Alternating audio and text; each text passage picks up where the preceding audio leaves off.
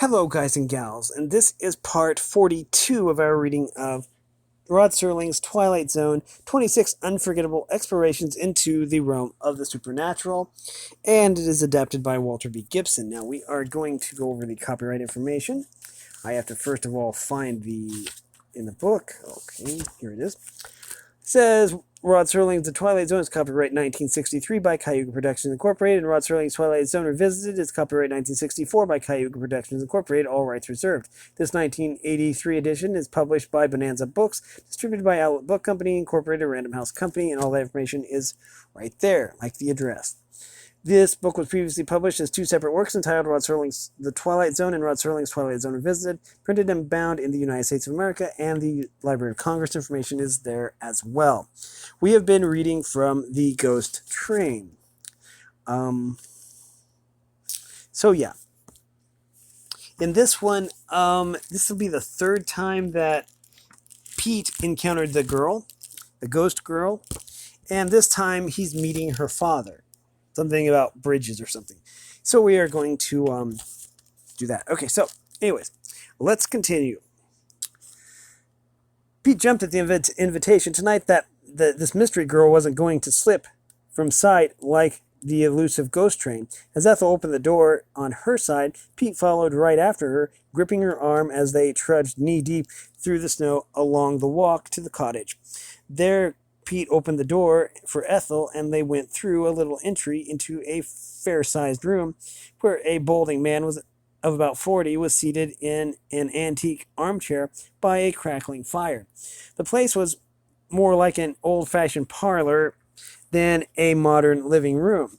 There were oil lamps on the table, and the plain walls were adorned with embroidered samplers and lithographic prints.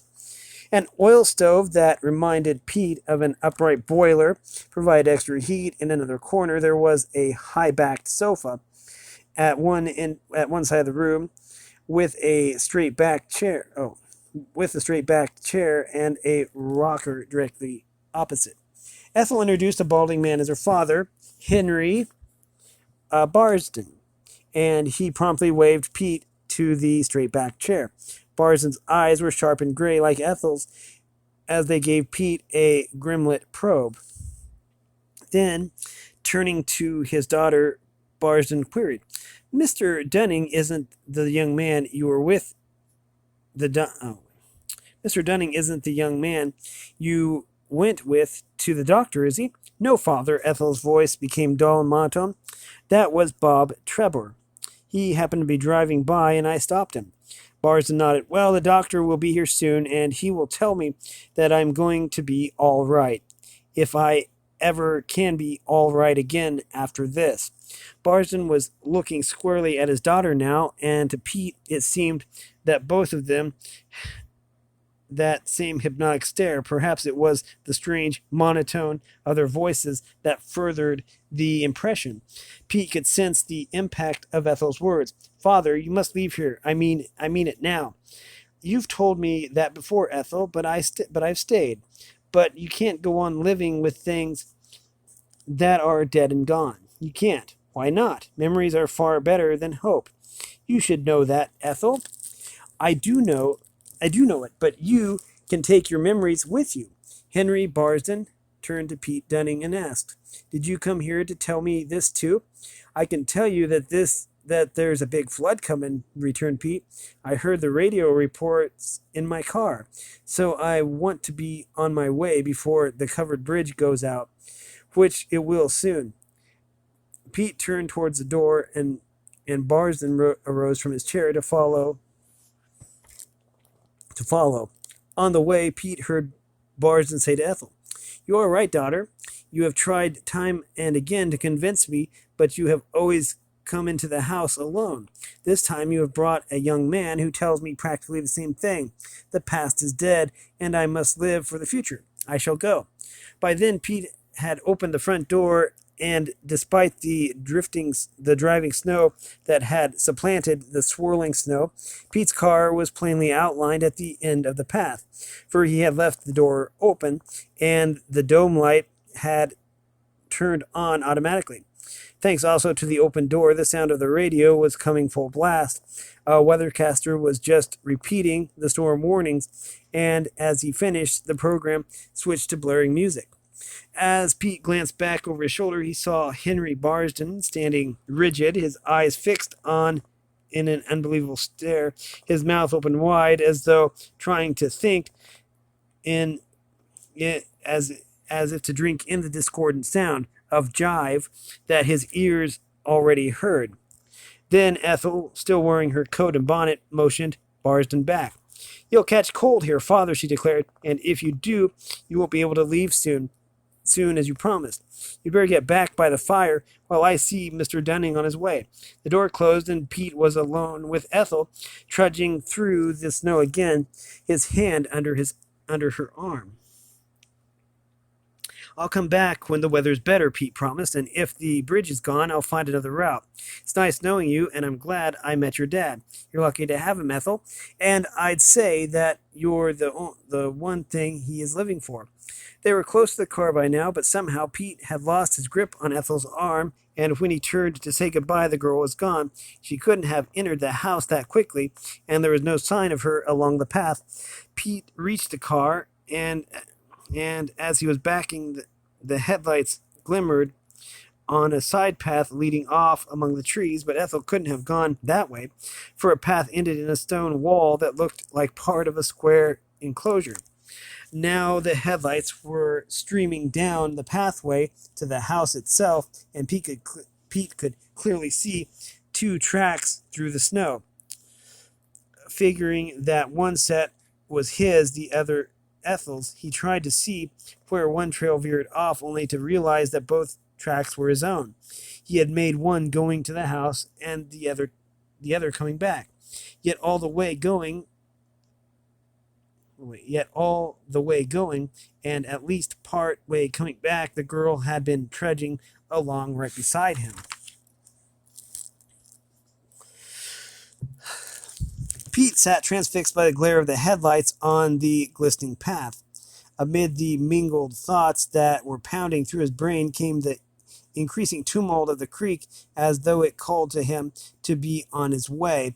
Grimly, Pete swung the wagon full about, sped up the slope and over the trembling covered bridge, all in one desperate spurt.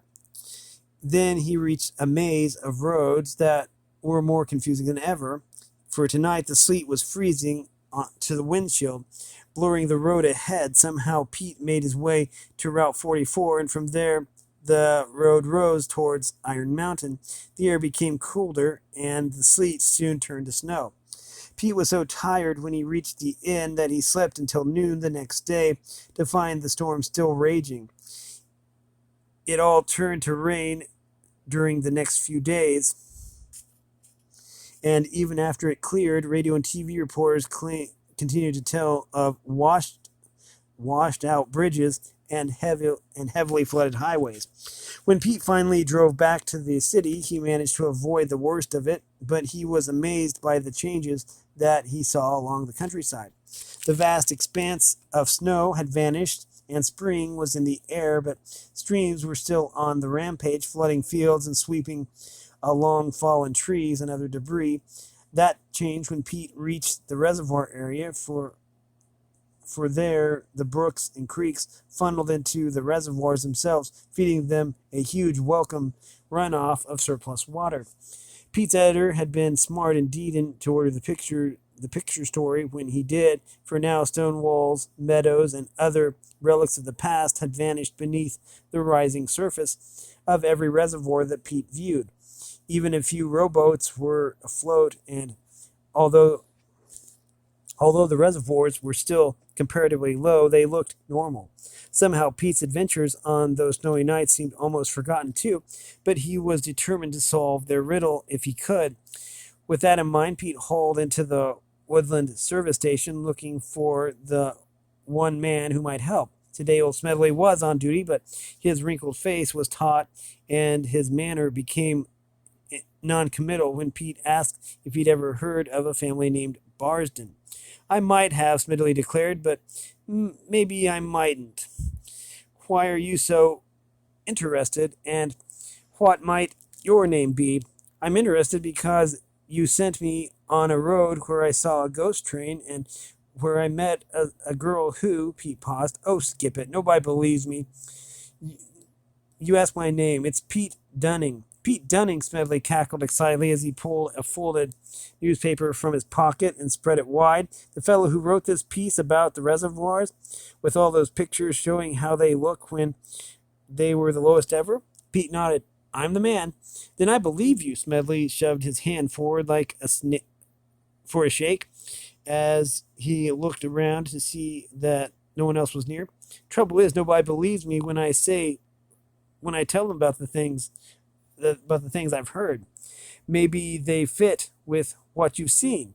Mr. Dunning, suppose I slide out a few hours and go along with you to show you. Pete interrupted by gesturing Smedley into the car. They took the shortcut to the bridge that Smedley had originally mentioned. As they swung across it, Pete mentioned something and pointed to another bridge a little ways up the reservoir. That's where I saw the line of trucks come across. You didn't see any trucks? Smedley shook his head. That's an old rail yard. Bridges. Oh. Oh, I'm sorry. Says, you didn't see any trucks. Smedley shook his head. That's an old rail yard bridge, an old railroad bridge. They don't use it no more. Take the road over towards it and I'll show you. Pete complied and found that Smedley was right. The bridge no longer had any approaches. They had grown over with thick brush. Pete had to get out of the wagon and mount a fence to see that the bridge was no roadway and that the track had been taken up. Getting back into his car, he remarked, people must drive past that bridge without noticing it. That's right, agreed Smedley. Now, if we go back and take the road that you got onto by mistake, we'll come to where the old railroad line came through.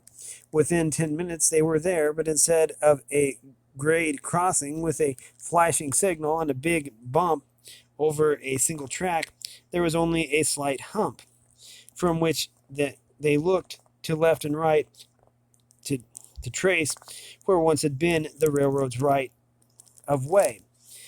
It was barely discernible, and Pete realized that with snowdrifts over it, as when he first came along, it couldn't have been suspected.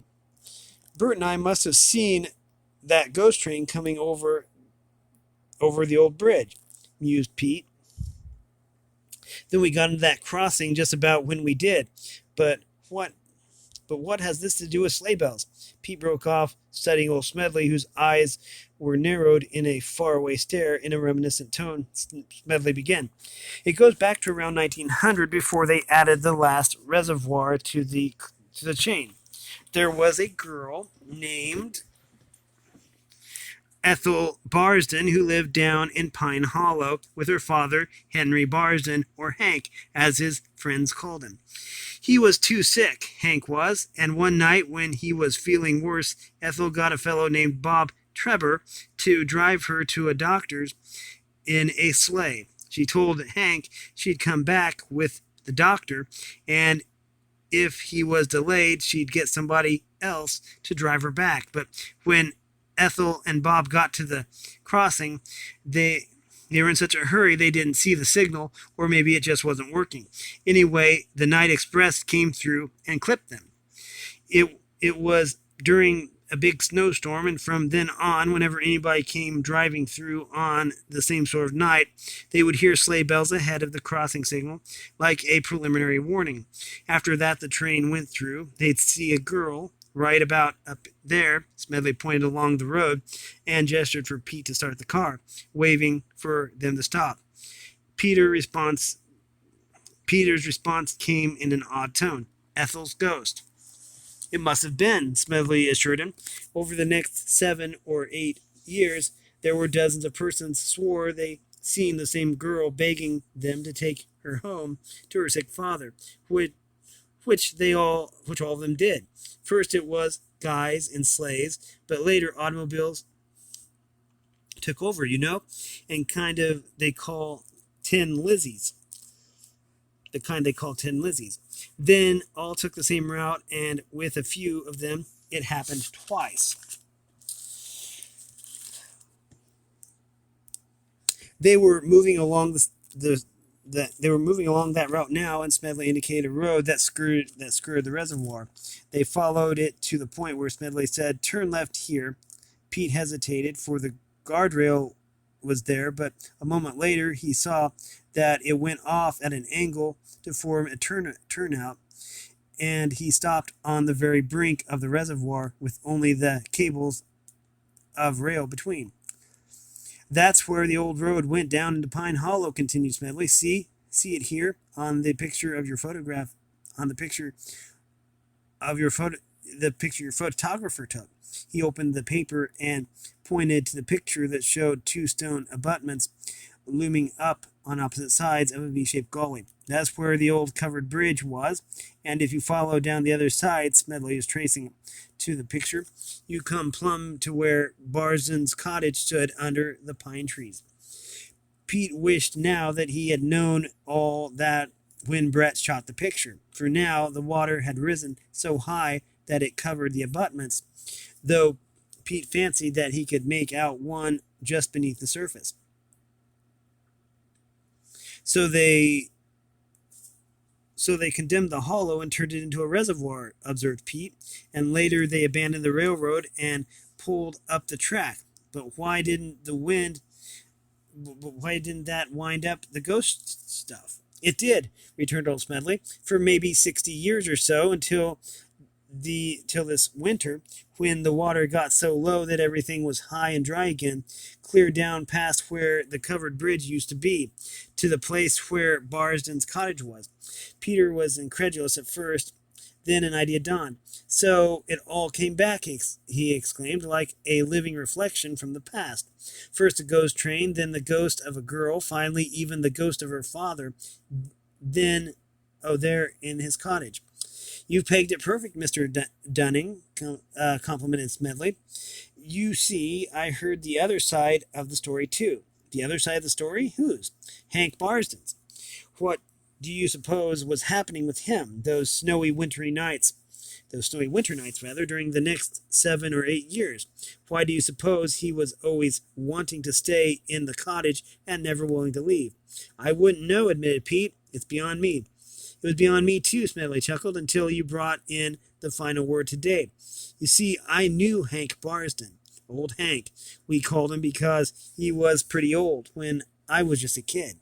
I used to go fishing with him on Pine Hollow Reservoir down there, and he'd point down to where his cottage was, and he'd tell me about it. You see, there were winter nights when Hank would hear sleigh bells, too. Then they were outside the cottage, and he'd listen until they drove away. Real sleigh bells, they were, meaning someone had stopped out front to let a person out." "You mean real people in real sleighs bringing home Ethel's ghost, as I did?" "Like you did, Mr. Dunning." Smedley nodded. "Which is why I can believe Hank's story now. But wait, there's more," he cackled in anticipation. "Then, always, when those sleigh bells were fading away, Hank Barsden would look up and see his daughter Ethel, just as she looked the night she died. She would tell him that she had come back as she had promised, and then she would beg him to leave and stop living with his memories, because soon the valley itself would be gone. But Hank just wouldn't listen. I can understand that." Eyes half shut, Pete could see Ethel's face floating above him, with that earnest expression in her gaze.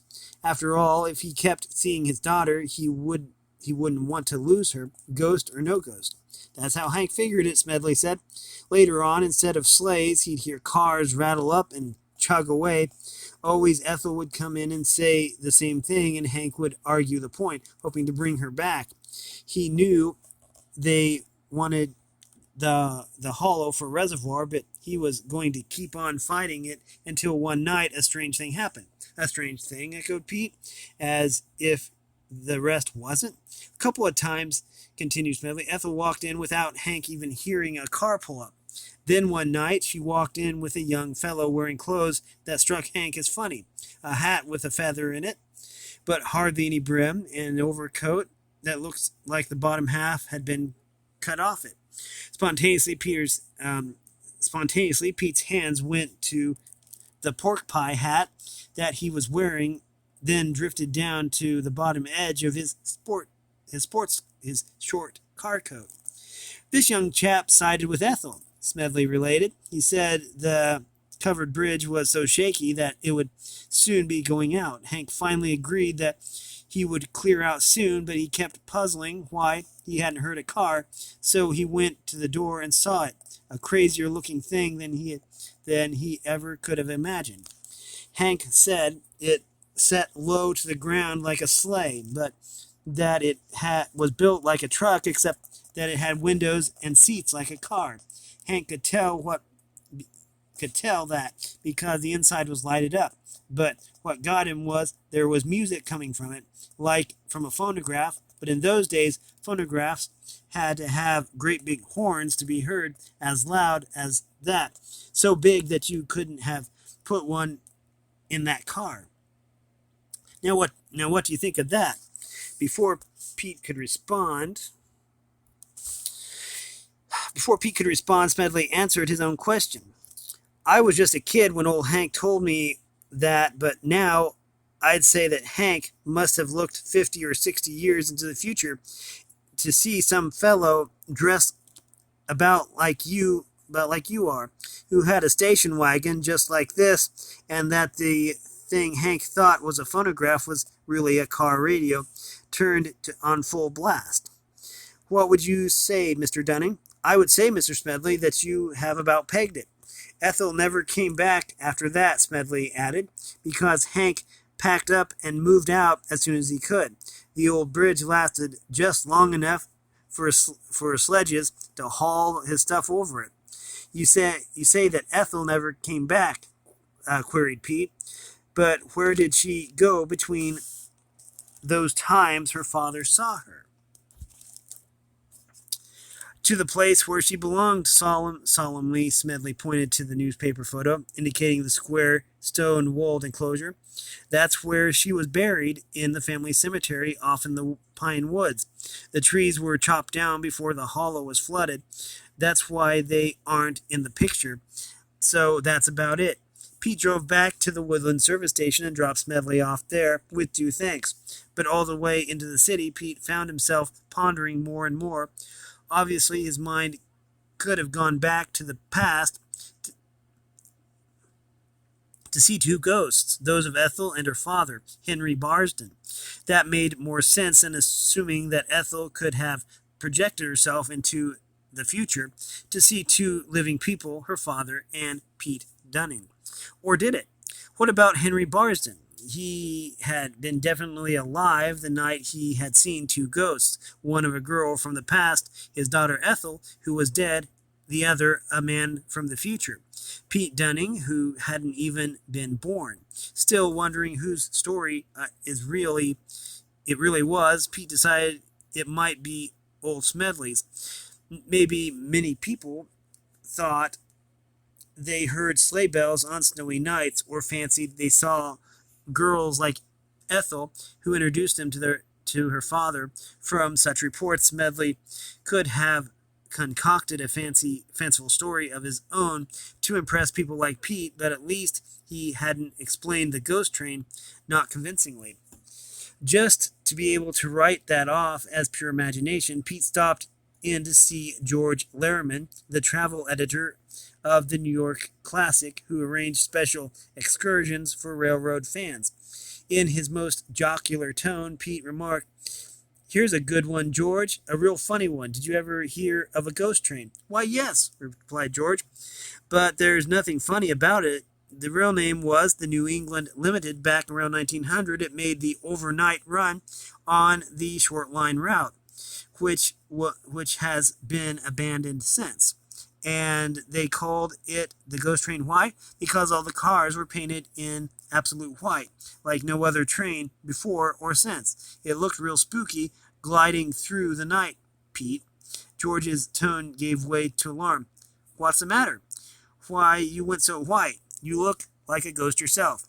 Pete was smiling by then, a forced smile, as he managed to thank George for the information and made a mechanical exit from the travel office. But once outside, he really had to brace himself because he felt very weak indeed. For all Pete Dunning knew, he was the ghost hero of his own weird adventure, who belonged in the strange, lost limbo known as the Twilight Zone. And that's it for the Ghost Train.